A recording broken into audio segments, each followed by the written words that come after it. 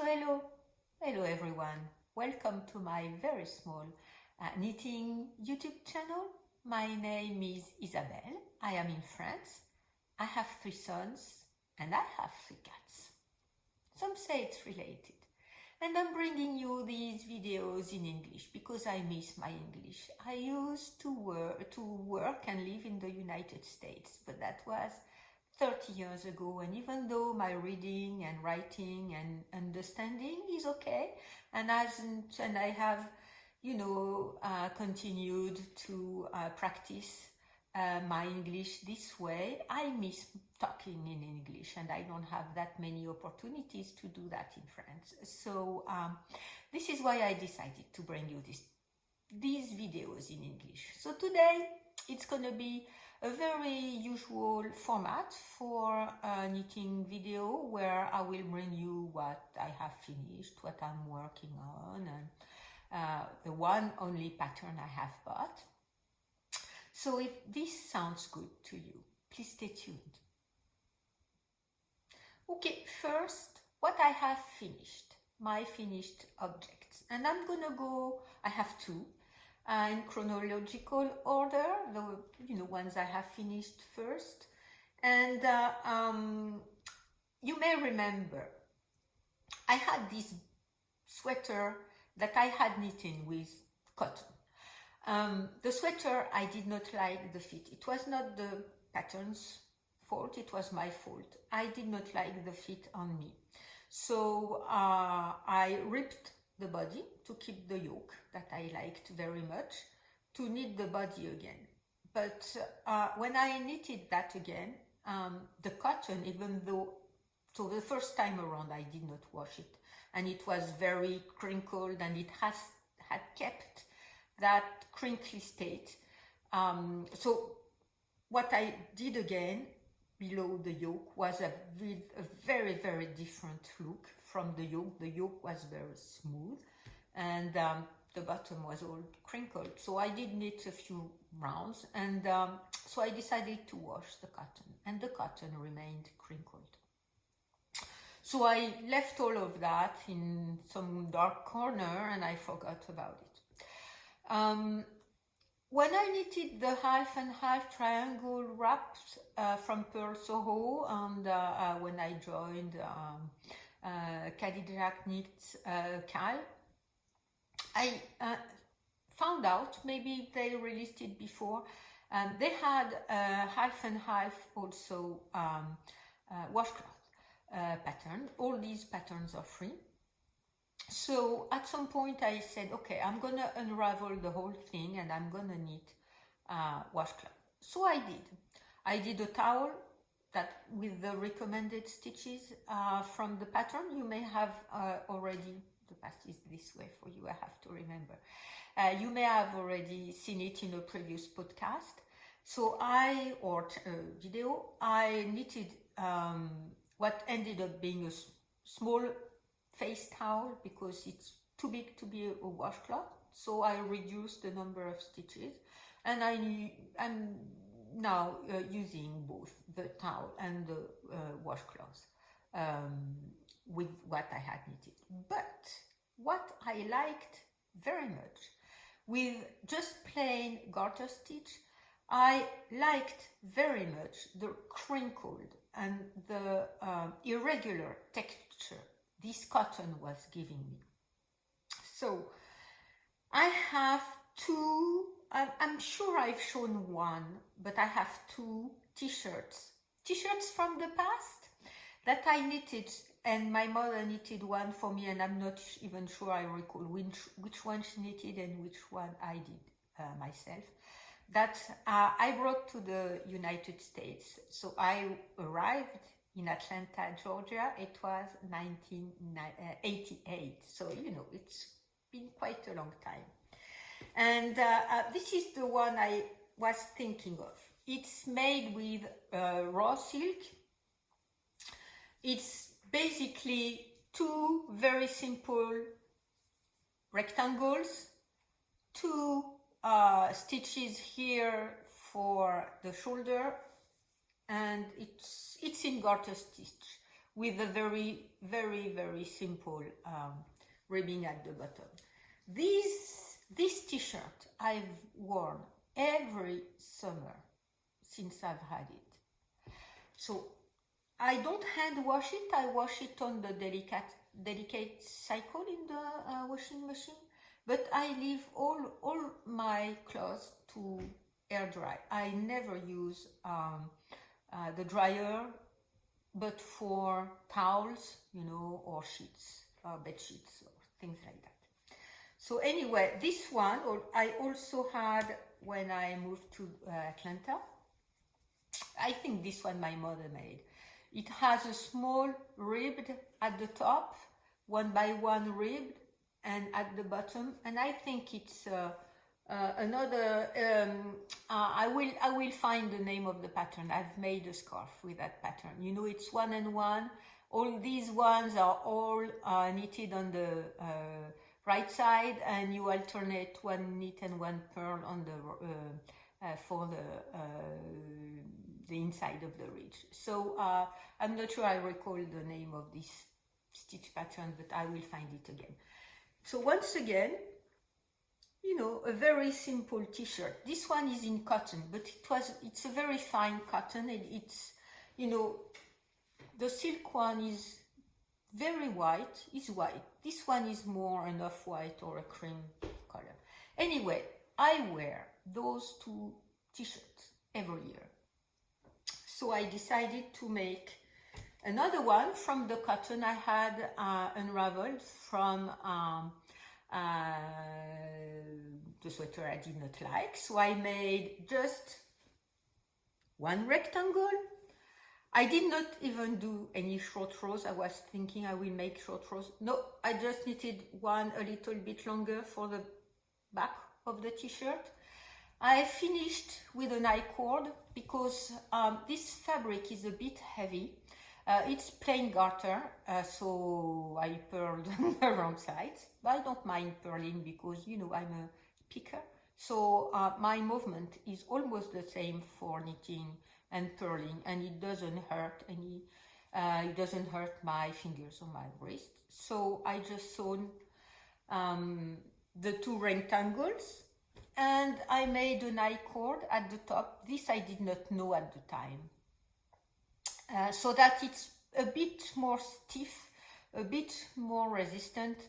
And after I tried it on, it was not enough for me. It was too wide on the collar. So I made another stitch point attachment here. And, you know, it's a bit wide, still a bit wide, but I think it's okay. And if I think it's too wide, I'll attach a bit more here. So yes, I like this very irregular texture. Maybe this side you will see more. It's a bit see-through, but not too much. So I think I can wear it next to skin without anything, or just, you know, underwear. And I am very happy with that t-shirt that I am going to be wearing as soon as it is warm enough. Because let me tell you, we had spring come here. Everyone was very happy with sun and everything. There is a saying in French that says, en avril, ne te découvre pas d'un fil. In April, do not.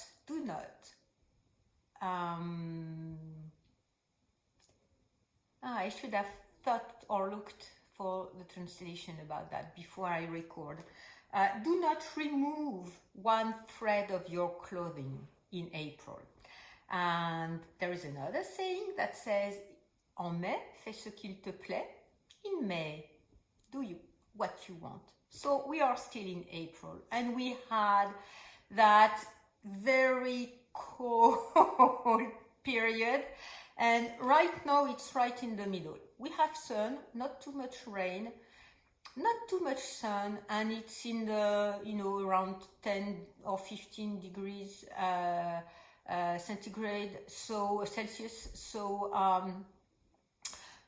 it's not very warm and it's not very cold, but it's too cold for a t-shirt. So yeah, I will wear that as soon as the weather will allow me to do so.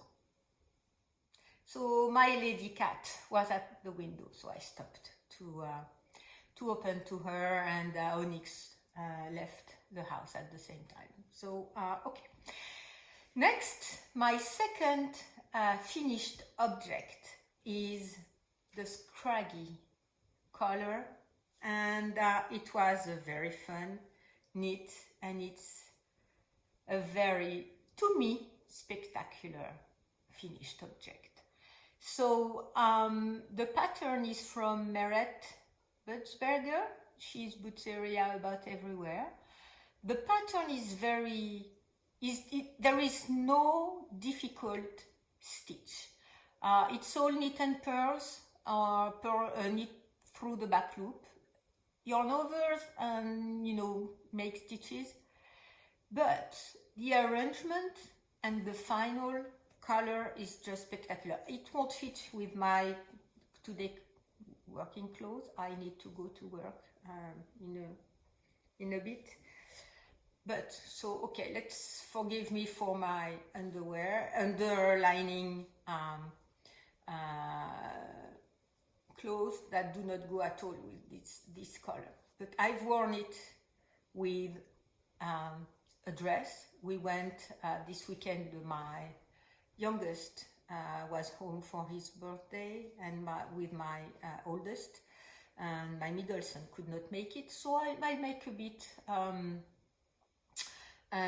life update at the end of the video. And so yeah, it's absolutely spectacular. Everybody says that it's very beautiful, and I like it very much. I'm very proud. I'm usually quite proud, and I usually like what I need. This one I am very proud, because I think the final object is just stunning. There is one modification I made from Meret's pattern. I'm not I am not Pico Edge team yet, or maybe I will never be. I'm not sure. I like when other people do it, but I don't like for myself. It's not the kind of finish I like. And so I just knitted the knits and purled the pearls to finish the border. It's just a straight border, and I did not make the Pico edge that she recommends or that the pattern calls for, because I don't like Pico edge. So people have even made large Pico edge for the color. I'm not sure I like it, and I like here the neckline. I like the color of this yellow. So this yellow is the 3 balls of yellow cotton that I had for knitting the original sweater. That this cotton had not been knitted at all. So you see how smooth it is compared to how crinkled, even though this is garter. Of course, you have bumps, but this cotton is all crinkled, and it had been washed before I knitted it. So this one is very smooth, shiny, 100% organic cotton. I love it. I love it, and I'm proud of myself for knitting that. If you do consider knitting that pattern, please do not hesitate. It is not difficult. The only thing that is quite difficult is that every row is different. Of course, you have repeats, and the number of stitches the repeats are on was too long for me to remember all the pattern. So I can read my pattern. So I was not completely lost at all. But you had to focus. I had to focus to knit that. So I could not knit listening to some things or other videos or series, TV series on my computer, because I don't have a television. So whatever. Yeah, I could listen to music, and I had to concentrate on my knitting when I was knitting it. So I was also knitting, listening to the news. But yeah, I like it very much, and I'm very pleased with it and the final object. Yes. So we are going to be moving next to my work in progress. So next, a work in progress that is close to be finished. I cast it on, I'm not sure I recall, but maybe a week or a week and a half ago, after I had finished the color, because I tried to rush through finishing it. This is the Muscle Bear hat that I am knitting with this one skein of La Bien-Aimée Merino Single. If you remember, I have this Fiori colorway that I was going to place into the sorrel sweater fade, but after I received it, I thought it was too light. So I bought with, I talked with La Bien-Aimé's team about color advice, and they recommended me another colorway that I bought, and I will use it whenever I cast on my sorrel sweater. But I knew I wanted to knit the Muscle Bear hat with the Fiori skein. So yes, so this is my Muscle Bear hat, and so I'm knitting with 3 or 3.5 millimeter needles, and I'm on 8 stitches gauge per inch, or 2.5 centimeters. And all this part of the hat I did not knit from the inside and from the outside of the skein. It was not pulling at all. There was that one spot here that I don't mind. I like it, I even like it quite a bit, that there is that color concentration between the pink and the white at the same spot. I thought it was okay. And the other color, the gray and the more greenish, murky, dirty green that are or olive green that are showing, was not pulling at all. But as the skein, I was knitting the skein, you can see, starting here, there is much more pink than there is at the top. And at some point, in the camera, I can see it right now, but at some point it started to pull. And I'm not sure how far I unraveled. I have a stitch marker here for half the weight of my skein. So I unraveled almost up to here when I started to see some pulling. And so it was a lot of pulling. That means I have a picture. I'm gonna try to place it on the screen. I had a whole band of yellow, white and pink that was moving from one side to the other, and on a continuous move that was making some kind of a stripe, and I did not like it. I was first thinking I was going to embrace the pulling and whatever the skein was, but whenever I saw that, I did not like it. I did not like the look of it. So I decided I'm going to unravel, and now I'm knitting from the inside and from the outside of the skein. This is all I have left. I hope I have enough to finish the crown. And I knitted it, alternating from the inside and the outside of the skein. And now you see there is much more pink at this part of the hat, but you see it's not pulling any longer. You have these stripes, I'm okay with it. And pulling happens, I think, when there is a rhythm or harmony, a mathematical harmony between the number of stitches and the position of the speckles or the colored part on the yarn. And even if the colored part, even if you have a regular, I was on a regular stitch count, so I guess the length of the colored part changed and it got into mathematical harmony between the number of stitches I had and the position of the colors, and it started to pull. So this part I like, is okay with me. It's much pinker at this part of the skin that it is at the very beginning. Anyway, liking it.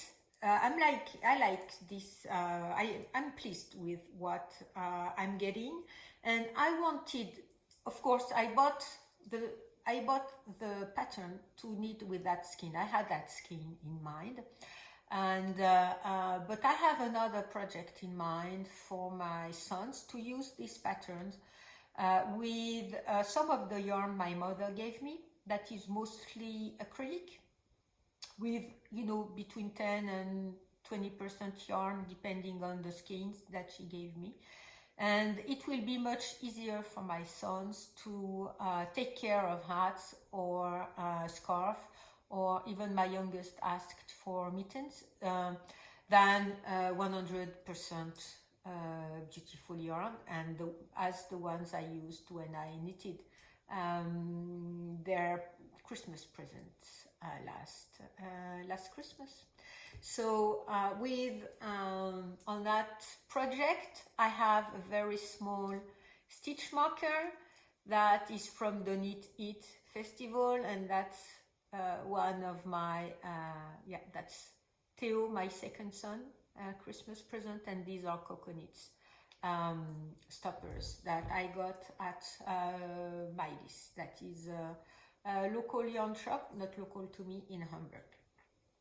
So, okay, I think next time I will have finished that project, and I really hope I won't have to unravel part of the hat to finish it, but I think I have enough to finish the crown. And yes, I like it very much, and I like the idea of this hat. Is what I liked first, is that if you wear it quite slouchy, you have two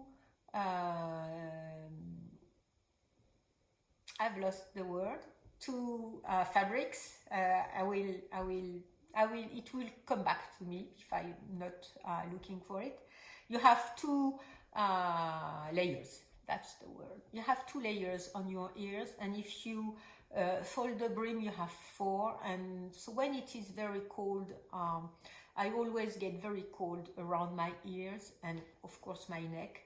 So this is what appealed to me, and also the numerous possibilities you can use this pattern with, to have, you know, as you fold it inside, you can have two hats, and if you separate the middle and the pattern in the middle, and you know, here I'm just knitting with one skein, but you can have top of the hat on one color, or with a stitch color work, and the second half with another color work, and whether you fold it outside out or inside out, there is no outside or inside because it's all gonna be on the same side anyway.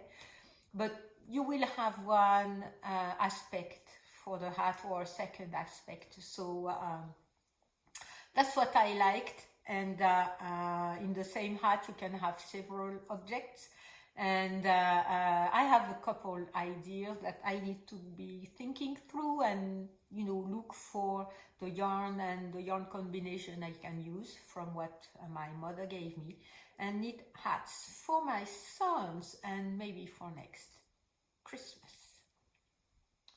Okay, next work in progress is, do you recognize that? The Sleep Extravaganza. I had caked up my skeins for this project, and this is what they used to call the first clue whenever it was released as a mystery cal. So it's the honeycomb part, and yeah, I have thoughts about that pattern. So my main color is here the Zakami yarn in cinnamon stone. I think it's cinnamon stone or cinnamon something. Cinnamon stone, yes. So it is 100% superfine merino and superwash merino. And so that's my main color here. The contrast color number 1, I'm not sure, it was of no real importance to me, but for one, this part is also Zakami yarn. Zakami yarn, it's the same 100 fine merino, superwash merino, and it's in each peach. So it's a light gray, and it has some speckles and some very dark speckles. You can see it here. Sometimes it's even very black. The second colorway I'm using here is Trellis. It's the Psyche base, her Psyche base. So it's 50% superwash merino, 50% silk, and the colorway is deep end. So it's a very cold brown with some slight purple hues that I really did not see before I caked the yarn up. And so it's a cold brown. And the next color and my third color I will be introducing whenever the pattern calls for, is the one I built the color around, is also the Psyche base from Trellis, and it's the Ice Sky colorway. When I saw this colorway on her website, it was last summer or maybe even before the summer, I really knew I wanted to do something with it, and I quite soon thought I was going to do the Slip Stravaganza, because Millie from Tribes Yarn had an interpretation I liked very much with a very paler blue, but I built the other colors around the ones that she chose, and in a certain way, after I bought the pattern, and I should have watched or searched around, because I did not do my research, I saw, so I don't think there is anything here. Yes, I can show you. I saw that Stephen West has sort of the same interpretation with a kind of cinnamon color, you know, a warm light brown, and with a dark brown and an almost white, so that I was more on the cold side for these the two ones, and the light blue, and I will have this blue at the same spot he has, the light blue. Maybe there is another, I'm sure there is another, but maybe I can't show because because I've seen other, yes, other parts of the pattern. I'm gonna, where, you know, that kind of combination with white, light blue, and cinnamon type of color, and a black or dark brown. So I liked the way it it's rendering. So yes, so the other part, but I guess you see the idea. So yes, I casted it on. So I usually print. Yes, I usually print. Place it in a transparent sheet folder, and then once I've knitted the pattern, I have another binder. I keep all my printed patterns that I have knitted. I only print the one I am going to knit. Okay, so the honeycomb part, I don't enjoy too much knitting it. The pattern is fun. I like it.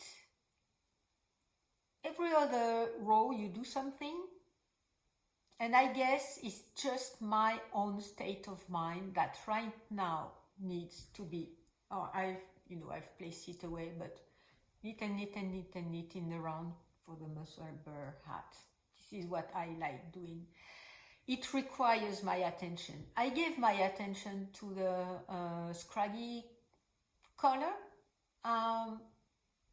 but right now I have many things that are bothering me, and including the world situation, and this is a bit complicated to me right now, but I'm doing it, and I'm trying to knit at least one comb repeat per day,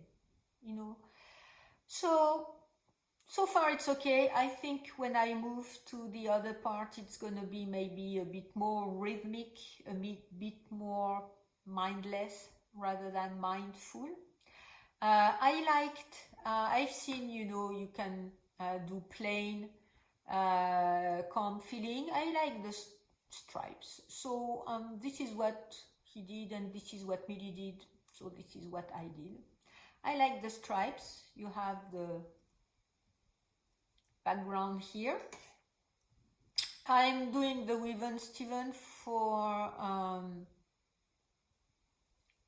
my ends. It could be the Weave Isabel, because I had been doing that for a long time. Anyway, so it's not gonna be too difficult to take care of all the ends.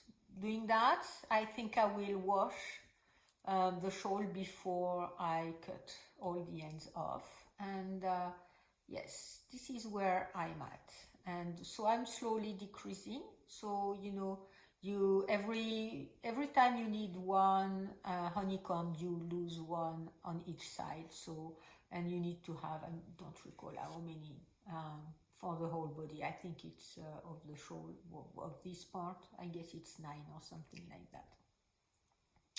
And what keeps me knitting is that first I want to have the 4 colors in the shawl. I want to see the blue, and so as I want to see the blue, I'm rushing through the honeycomb part that I do not enjoy much knitting, so that I can get to place the blue in the next section. I haven't read ahead, so I'm not even sure the blue comes in the next section or not, but whatever. And yes, I'm knitting because I want to knit with the blue. That was the first one that decided me to do this pattern. So yes, so that's my work, my second work in progress. My third one I'm not going to be talking about. It's the fingerless mittens and Rosa at the ball. I haven't knitted any on it, nothing. After I finished the first wrist warmer or mitten when I was at my parents', I haven't casted on the second one. I brought it with me on several occasions, but I had no time for knitting, so it just, came with me and came back with me. Okay, so now my only acquisition are the only pattern I have bought since last time, my last knitting adventures, is the Madeleine sweater from Soumine Kim. I've already talked about it last week in my Woolly News because I think it's a very beautiful pattern. What I liked about this pattern is the very gentle and rounded curves of the sleeves and the body, even though I'm not sure it's gonna fit me. And I want to swatch with one of the Holz Garn tied that I have, that I bought at the end of last year. And I want to swatch and see if I meet gauge or not for this pattern, because I think the silk base, but with the wool, the yarn looks that you can wear it next to skin without anything but your underwear. And when I saw this pattern, I associated, as soon as I saw it, with the feel of the yarn in my fingers. So yes, I need to swatch, but for now I have plenty on my plate. So if at some point when I finish the muscle bear hat, I want to swatch in between, I'll do that.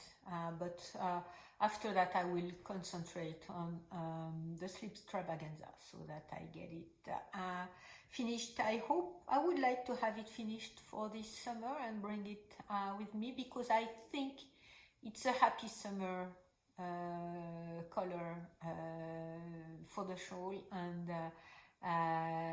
vacation. It smells like, you know, vacation to me, it smells like, or it looks like the colors from the Mediterranean, even though I don't go very often there, but very blue water and you know, the coastline.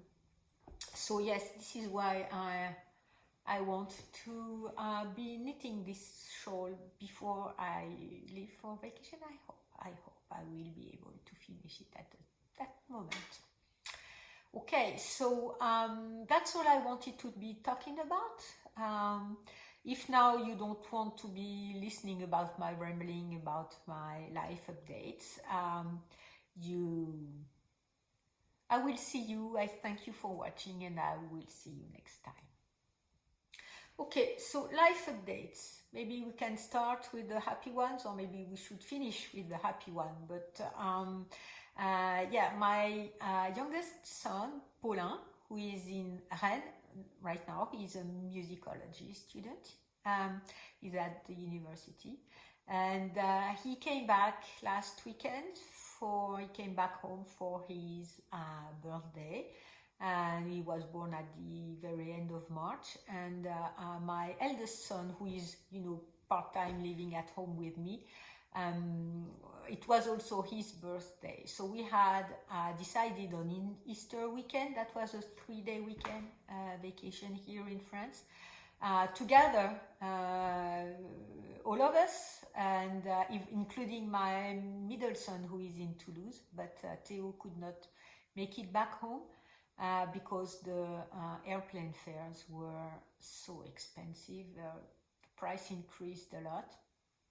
And when I mean a lot, it's been multiplied by between 5 and 10.